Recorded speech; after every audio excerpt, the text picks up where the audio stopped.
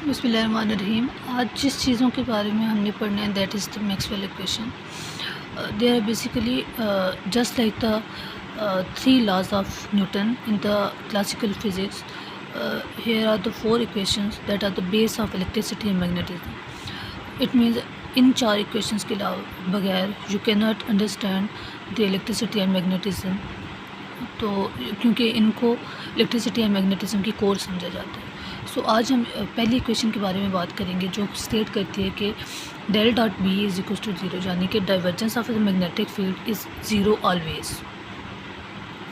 तो इस इक्वेशन की डेप्थ में जाने के लिए हमें डाइवर्जेंस का पता हो, डाइवर्जेंस किन चीज़ों पे अप्लाई होता है और फिर कैसे divergence of B is equal to zero होता है। तो हम इसको आज सारी को डिटेल में पढ़ेंगे। पहले डाइवर्जेंस से स्टार्ट करते हैं। जो हमारे पास डाइवर्जेंस होता है वो जस्ट अप्लाई होता है ऐसी फील्ड्स के लिए जो कि फील्ड्स वेक्टर हों। तो जहाँ पे एक नया क्वेश्चन अराइज हो जाता है कि what exactly the vector field is. तो वेक्टर फील्ड्स की हम रियल लाइफ से कुछ एग्जांपल्स लेते हैं जो कि कुछ डायरेक्शन शो करेंगी। ठीक है, वेक्टर फील्ड ऐसी फील्ड होती हैं जिनके अंदर जो वेक्टर्स होते हैं वो एक मैग्नीट्यूड और एक डायरेक्शन को शो कर रहे हैं। फॉर एग्जांपल हमारे पास जो स्पीड ऑफ विंड को जब वेदर मैप के ऊपर देखा जाता है तो हमें कुछ ऐसे एरोज दिख रहे होते हैं। इन एरोज़ की लेंथ वेरी कर रही होती है और इनकी डायरेक्शन वेरी कर रही होती है। ये कंसीडर कर रहे हो कि ये एक वेक्टर फील्ड है और इसके अंदर जो एरो है वो उसकी जो लेंथ है वो मैग्नीट्यूड ऑफ द फील्ड को रिप्रेजेंट कर रहा है और उसकी डायरेक्शन बता रहे हैं। यानी कि ये अगर वेदर मैप और इसके अंदर जो फील्ड है वो विंड है तो ये जहाँ पे एरो स्ट्रॉन्गर होगा और बड़ा होगा वो रिप्रेजेंट कर रहा है कि जहाँ पे एक हार्ड विंड ब्लो कर रही है और उसकी डायरेक्शन टूवर्ड्स ईस्ट है। इसी तरह एक और हम एरो को कंसीडर कर सकते हैं इसी फील्ड के अंदर जो कि स्मॉलर है एज़ कम्पेयर टू दिस, बहुत ज़्यादा स्मॉल है, जो ये रिप्रेजेंट कर रहा है कि जहाँ पे जो एयर है वो सॉफ्ट है, सॉफ्ट विंड जो है वो ब्लो कर रही है और उसकी डायरेक्शन टूवर्ड्स साउथ है। इस तरह ऐसी फील्ड जिसमें एरोज़ की मदद से हम डायरेक्शंस को रिप्रेजेंट कर रहे होते हैं ये बताते हैं कि this is a vector field. एक और हम रियल लाइफ से एग्जांपल देख लेते हैं और वो एग्जांपल है हमारे पास मैग्नेटिक फील्ड की। यानी कि अगर हम एक बार मैग्नेट ले लें जिसमें हमेशा नॉर्थ और साउथ पोल होता है तो इसके इर्द गिर्द अगर फील्ड को कंसिडर किया जाए, सपोज इस वेक्टर को, इस फील्ड के अंदर ये जो वेक्टर है this is a vector field और इसके अंदर जो वेक्टर है वो रिप्रेजेंट कर रहा है कि इस पॉइंट पे जो फील्ड है उसका मैग्नीट्यूड क्या होगा और उसकी डायरेक्शन क्या होगी। तो इस तरह वेक्टर फील्ड वो के अंदर जो वेक्टर्स होते हैं वो रिप्रेजेंट करते हैं एक तो डायरेक्शन ऑफ दैट फील्ड और second size of the force experience by the magnetic object. यानी कि अगर जहाँ पे हम ऑब्जेक्ट को मैग्नेटिक ऑब्जेक्ट को रखेंगे तो उस पर कितनी फोर्स एक्सर्ट करेगा ये मैग्नेट वो बताएगा और उसकी डायरेक्शन किस सिमत में होगी वो भी बताएगा। तो इस तरह ऐसी फील्ड्स को वेक्टर फील्ड्स कहा जाता है। अब हम पढ़ के आए हैं कि डाइवर्जेंस हमेशा अप्लाई होता है टू दी वेक्टर फील्ड, एक बात होगी। तो अब हम कह सकते हैं कि इन वेक्टर फील्ड अगर हमने ये चेक करना हो कि वो जो वेक्टर फील्ड है वो क्या पॉइंट इनटू उस रीजन के इनटू आउट ऑफ द, यानी कि फील्ड की डायरेक्शन किस सिमत में है उसको अगर हमने रिप्रेजेंट करना है तो हम क्या करते हैं उस फील्ड पर डाइवर्जेंस को अप्लाई करते हैं। कंसीडर कर लो कि हमारे पास ये एक फील्ड है और इसके अंदर ये एक वेक्टर फील्ड्स और डिफरेंट वेक्टर्स दिखाए गए हैं। इसके अंदर हम इस रीजन को कंसीडर कर लेते हैं। इस रीजन को कंसीडर करने के बाद हम क्या करते हैं कि हम देखते हैं कि इसमें जो फील्ड का फ्लो है वो किस तरफ है। तो हम देखेंगे, हम इस पर डाइवर्जेंस को अप्लाई करेंगे। डाइवर्जेंस हमें बताएगा कि क्या फील्ड इनटू है या आउट टू है। इसको मज़ीद सिंप्लीफाई करने के लिए एक रियल लाइफ से एग्जांपल लेते हैं ताकि ये थोड़ा सा और सिंप्लीफाई हो जाए। कंसीडर करो कि एक टब ऑफ वाटर है, ठीक है, वाटर बाथ है। तो उसमें यहाँ पे टैप होती है और ड्रेन यूजली तो जहाँ पे होती है लेकिन हम कंसीडर कर लेते हैं कि ड्रेन जहाँ पे है, ठीक है, ताकि हम कुछ कॉन्सेप्ट को समझ सकें।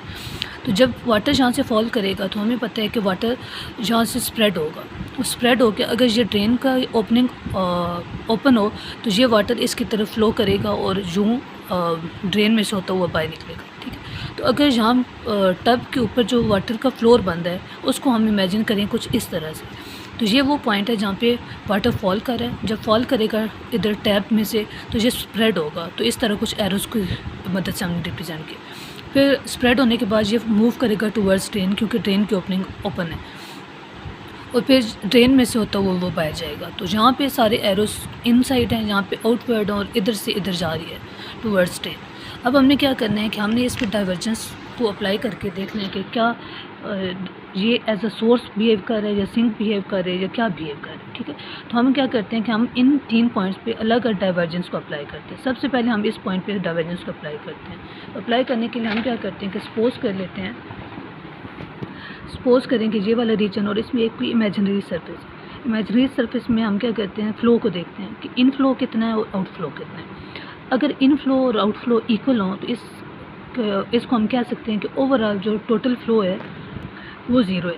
क्यों? क्योंकि इनफ्लो जितना इस रीजन इमेजिनरी सरफेस में फ़्लो कर रहा है इतना इधर से बाहर कर रहा है, तो ये रिप्रेजेंट कर रहा है कि यहाँ पे जो डाइवर्जेंस है वो ज़ीरो है, यानी कि ना कोई चीज़ इनफ्लो कर रही हो ना कोई चीज़ आउटफ्लो कर रही है। सेकेंड हम रीजन ये वाला कंसिडर कर लेते हैं, ये जहाँ पे टैप वाला रीजन है जहाँ पे पानी गिर रहा है और स्प्रेड हो रहा है। इस रीजन को कंसीडर करें और इस पे एक इमेजिनरी सरफेस को ड्रा करें तो हम देखते हैं कि जहाँ पे जो नेट फ्लो है वो आउटवर्ड है, इनफ्लो कुछ भी नहीं है, आउटफ्लो बहुत ज़्यादा है। तो जो जितने भी एरोज़ हैं वो आउटवर्ड है, और जब भी आउटवर्ड होती है फील्ड आउटवर्ड जा रही होती है तो ऐसे पॉइंट को हम सोर्स कहते हैं, ठीक है। तो ये रिप्रेजेंट कर रहा है कि in the case of source divergence जो होगी वो ग्रेटर देन ज़ीरो होगी, यानी कि जो हमारी जो फील्ड है वो आउटवर्ड फ्लो करेगी, ठीक है, या पॉजिटिव होगी। अब थर्ड रीजन ले लेते हैं, ये ड्रेन वाला, ये वाला पार्ट। इस पॉइंट पे एक हम इमेजिनरी सरफेस ऐसे कंसीडर करते हैं और देखते हैं कि इस पॉइंट पे वो डाइवर्जेंस कैसी है। डाइवर्जेंस हम देखेंगे कि जितना भी फ़्लो है वो इनसाइड है, और ऐसा पॉइंट जिस पे फ़्लो इनसाइड होता है ऐसे को हम सिंक कहते हैं, ठीक है। तो इस तरह हमारे पास 3 चीज़ें बन के गई। एक डाइवर्जेंस ऑफ V ज़ीरो था, V basically the speed of the water है, ठीक है। डाइवर्जेंस ऑफ V ज़ीरो था, यानी कि जितना इनफ्लो था आउटफ्लो के बराबर था। वो कौन सा पॉइंट था? वो मिडल पॉइंट। सेकंड हमने टैप वाला पार्ट लिया है जिसमें divergence of V greater than zero था, यानी कि जितनी भी फील्ड लाइंस थी वो आउटवर्ड जा रही थी। और इसी तरह थर्ड जो है वो डाइवर्जेंस ऑफ ड्रेन वाले पार्ट की तरफ, उस वक्त ये लेस देन ज़ीरो था और जितनी भी फील्ड लाइंस थी टुवर्ड्स द सिंक जा रही थी, ठीक है। तो इस तरह 3 पॉसिबिलिटी बनती। अब इसी चीज़ को हम ज़रा, ये जो कॉन्सेप्ट हम सारा बना के आए हैं इसी को हम अप्लाई करते हैं मैग्नेटिक फील्ड पे, और इस इस इक्वेशन को हम समझने की कोशिश करते हैं। इक्वेशन क्या कहती है कि divergence of B is always zero. तो डाइवर्जेंस किसी वेक्टर फील्ड की कब ज़ीरो हो सकती है? जब इनफ्लो और आउटफ्लो बराबर हो। हम ऊपर डिस्कस करके आ रहे हैं, वो जो मिडल पार्ट था वहाँ पे जितना फ्लो इनसाइड था उतना आउटवर्ड था, तो हम कह रहे थे कि वहाँ पे तो डाइवर्जेंस ज़ीरो है। इसका मतलब है कि ये इक्वेशन ये रिप्रेजेंट कर रही है कि मैग्नेटिक फील्ड में कोई सोर्स नहीं होता। सोर्स होता तो जो मैग्नेटिक फील्ड लाइंस थी वो आउटवर्ड फ्लो करती और वहाँ पे डाइवर्जेंस आउटवर्ड होती जब ग्रेटर देन ज़ीरो होती, और अगर सिंक होता तो डाइवर्जेंस लेस देन ज़ीरो होती और सारी फील्ड इनवर्स फ्लो कर रही होती। जो कि ये इक्वेशन रिप्रेजेंट कर रही है कि मैग्नेटिक फील्ड में ये दोनों चीज़ें एग्जिस्ट नहीं कर सकती हैं। ऑलवेज ये वाली इक्वेशन पॉसिबल है, ठीक है। तो इस इक्वेशन के अगर फिजिकल सिग्निफिकेंस की बात करें कि डाइवर्जेंस ऑफ B हमेशा ज़ीरो रहती है, इसका मतलब है कि कभी भी आपके पास सेपरेट एक मोनोपोल एग्जिस्ट नहीं करते, मतलब कि नॉर्थ या साउथ को आप अलग अलग नहीं कर सकते हो। नॉर्थ होता तो आउट ऑफ फ्लो करती या ये एज अ सोर्स बिहेव करता, और साउथ होता है ये टूवर्ड्स बिहेव करती हैं, जो कि मैग्नेटिक फील्ड में पॉसिबल नहीं है। अगर यही बात इलेक्ट्रिक फील्ड में देखी जाए तो क्या वहाँ पे पॉसिबल है? जी हाँ, वहाँ पे पॉसिबल है। तो मैग्नेटिक फील्ड में हम कहेंगे कि कोई सोर्स और कोई सिंक एग्जिस्ट नहीं करता है, यानी कि कोई नॉर्थ और साउथ पोल अलग अलग एग्जिस्ट नहीं कर सकते हैं क्योंकि इसकी डाइवर्जेंस ज़ीरो होती है। जबकि इलेक्ट्रिक फील्ड की बात करें तो पॉजिटिव से हमेशा जो फील्ड लाइंस होती हैं वो अवे जाती हैं और नेगेटिव की तरफ होती हैं। इस तरह इलेक्ट्रिक फील्ड में सोर्स और सिंक एग्जिस्ट करते हैं, मगर मैग्नेटिक फील्ड में सोर्स और सिंक एग्जिस्ट नहीं करते। अब हमने वो जो सारी बातें वाटर टब पे अप्लाई की थी, उन्हीं सारी चीज़ों को हम ज़रा अप्लाई करते हैं एक बार मैग्नेट पे। हमारे पास एक बार मैग्नेट है जिस पे इधर नॉर्थ पोल है और इधर साउथ पोल है, ठीक है। और नॉर्थ से फील्ड लाइन ओरिजिनेट होकर साउथ की तरफ जा रही है, ठीक है। हम क्या करते हैं, हम 3 ऐसे ही पॉइंट्स ले लेते हैं, एक ये वाला ले लेते हैं, एक ये वाला और एक ये वाला। यहाँ पे जब देखते हैं तो डाइवर्जेंस क्या है?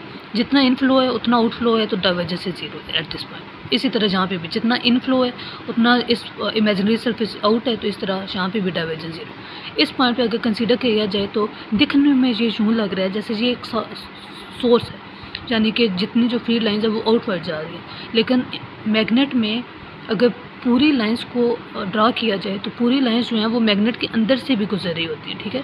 तो अगर हम इन लाइन को और इनको कंसीडर करें तो ये कभी भी साउथ नहीं है, क्योंकि जितना फ्लो इन साइड है उतना आउट साइड है। तो इस तरह मैग्नेटिक फील्ड की डाइवर्जेंस यहाँ पे भी ज़ीरो है। इसी तरह इस पॉइंट को अगर अलग से कंसीडर किया जाए तो यूँ दिखता है जैसे ये इन साइड जा रही है मैग्नेटिक फील्ड लाइन, तो ये एज ए सिंक बिहेव कर रहा है, जो कि एक्चुअल ऐसा नहीं होता है। क्यों? क्योंकि साउथ पोल में जो साउथ पोल है इसमें से फील्ड लाइन होती है नॉर्थ की तरफ जा रही होती है। मैग्नेट के इन साइड भी फील्ड लाइन एग्जिस्ट करती हैं और ये पूरी एक लूप बनाती हैं। तो इस तरह जो इन साइड जा रही है वो आउट साइड की इक्वल है और जहाँ पे भी मैग्नेटिक फील्ड की जो डाइवर्जेंस है वो ज़ीरो है। तो हम यहाँ से कंक्लूड कर सकते हैं कि मैग्नेटिक फील्ड में कोई आप नॉर्थ और साउथ पोल को अलग अलग सेपरेट नहीं कर सकते। जब कभी मैग्नेट को तोड़ा जाए यानी नॉर्थ को साउथ से अलग किया जाए तो ये दोबारा से एक नॉर्थ और साउथ इसी तरह दो मैग्नेट्स में कन्वर्ट हो जाते हैं, एक नॉर्थ और एक south. So this is the physical interpretation of the first equation of Maxwell, और इसको इलेक्ट्रोमैग्नेटिक वेव्स की पहली इक्वेशन भी कहा जाता है। और ये इसकी फ़िज़िकल सिग्निफिकेंस है जो कि हमें रियल लाइफ में हर जगह देखने को मिलती है कि मैग्नेट को जितने भी तोड़ोगे, जितने स्मॉल पीस है उसके पास भी एक नॉर्थ पोल और एक साउथ पोल है। अगर नॉर्थ अलग हो जाता है तो हमारे पास सोर्स या सिंक हो सकता था। अगर ये अलग नहीं हो सकते हैं इसका मतलब मैग्नेटिक फील्ड की डाइवर्जेंस ज़ीरो और वहाँ पे कभी भी अलग से साउथ और यानी कि सोर्स और सिंक एग्जिस्ट नहीं कर सकते। आई होप मैंने आप लोगों के कॉन्सेप्ट्स को क्लियर करने की कोशिश की है। अगर कोई कन्फ्यूजन है तो कमेंट बॉक्स में आप बेशक ड्रॉप कर सकते हैं।